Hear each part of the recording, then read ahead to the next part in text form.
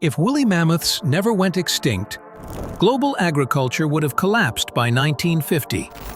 Not from drought, not from poor planning, but from 6-ton herbivores treating your wheat fields like an all-you-can-eat buffet with no closing time. Think about that for a second. Every single farm in North America and Eurasia would need electric fences powerful enough to stop a living bulldozer covered in fur. Your local organic farmer's market. It would not exist. That peaceful cornfield you drive past on road trips. It would be a trampled wasteland that looks like a natural disaster hit it every single week. 10,000 years ago, woolly mammoths were peacefully roaming the northern hemisphere, minding their own massive business and munching on tundra vegetation. Then humans showed up with spears. Climate change kicked into gear, and these magnificent Ice Age giants slowly vanished from the Earth. But what if they survived? What if those resourceful trunk-wielding tanks simply adapted to the changing world and kept right on existing? Welcome to an alternate reality, where feeding 8 billion humans becomes the most impossible challenge in human history. And your biggest infrastructure nightmare is not traffic congestion, but rather mammoth migration routes cutting straight through downtown Chicago. In this timeline, human civilization would have developed in completely constrained and limited ways. We would not have the luxury of sprawling agricultural empires spreading across entire continents.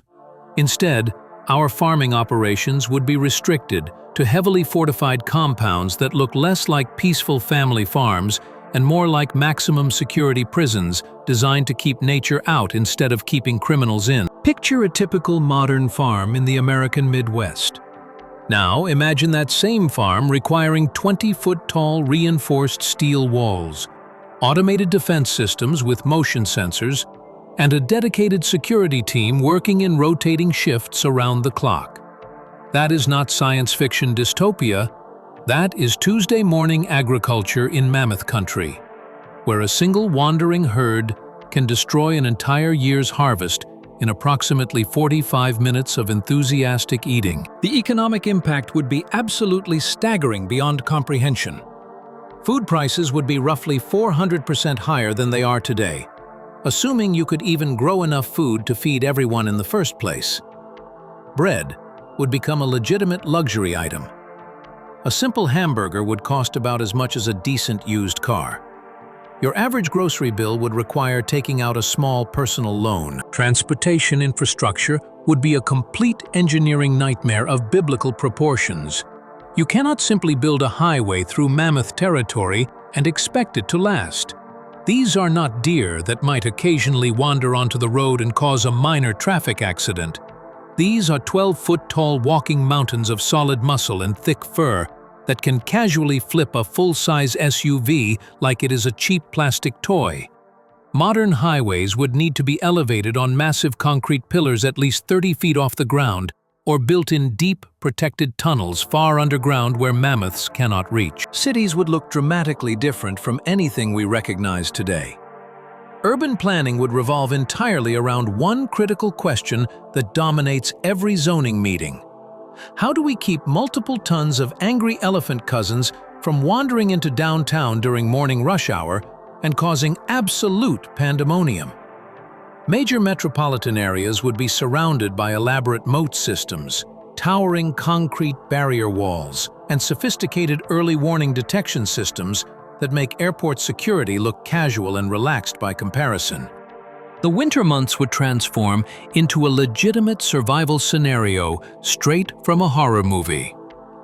Woolly mammoths are specifically adapted to cold weather conditions and thrive in freezing temperatures that would kill most other animals.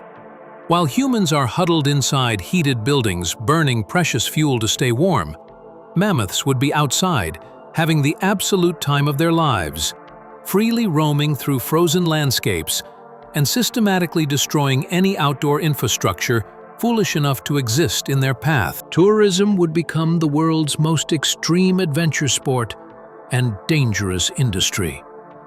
Forget boring safari tours in comfortable vehicles with professional guides. Mammoth watching would require actual military escort vehicles, experienced combat veterans as tour guides, and signing extensive legal liability waivers that are basically suicide notes written in formal legal language. Insurance companies would not even offer coverage for mammoth-related incidents. The entire concept would be considered far too risky. Scientific research would be absolutely fascinating, but incredibly dangerous to conduct. Biologists would need specialized training that combines traditional zoology education with advanced tactical survival skills. Studying mammoth behavior in the wild would be less like peaceful nature documentary work and more like extreme military reconnaissance operations in hostile enemy territory. Every research expedition would require armed security details, emergency evacuation helicopters on standby, and backup teams ready to mount rescue operations. The environmental impact would be enormous and reshape entire continental ecosystems. Mammoths are ecosystem engineers that fundamentally transform every landscape they inhabit. They knock down mature trees, dig massive holes in the ground searching for water, create trails that become rivers during rainy seasons, and generally rearrange the natural world according to their needs and preferences. Forests would look completely different. Grasslands would have entirely different plant compositions. Rivers would flow along completely different paths. Real estate values would be determined by one simple factor above all others. How far is this property from the nearest mammoth migration corridor? Prime real estate would not be beachfront property or mountain view estates. It would be any location where mammoths statistically do not go. Wealthy families would pay absolutely absurd premium prices for homes in mammoth-free zones, while everyone else would be stuck living in constant fear that a herd might decide to change their traditional route. International borders and national security would revolve around mammoth management.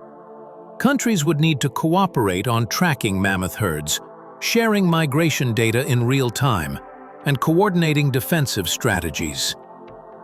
Border disputes would be less about political ideology and more about whose responsibility it is to deal with this particular herd of 200 mammoths that is currently destroying valuable farmland. The United Nations would have an entire department dedicated exclusively to international mammoth crisis management. On the positive side, if you are desperately trying to find a silver lining here, the fashion industry would be absolutely booming with naturally shed mammoth wool. These creatures lose enormous amounts of fur during seasonal shedding periods.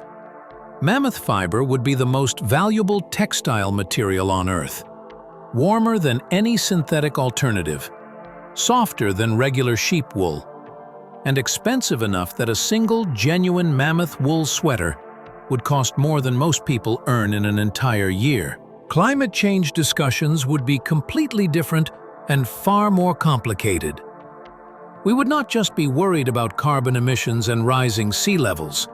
We would also be deeply concerned about how changing climate patterns affect mammoth migration behaviors, and whether warming temperatures might push desperate herds into populated areas they normally avoid. Environmental policy would need to balance human needs with mammoth needs.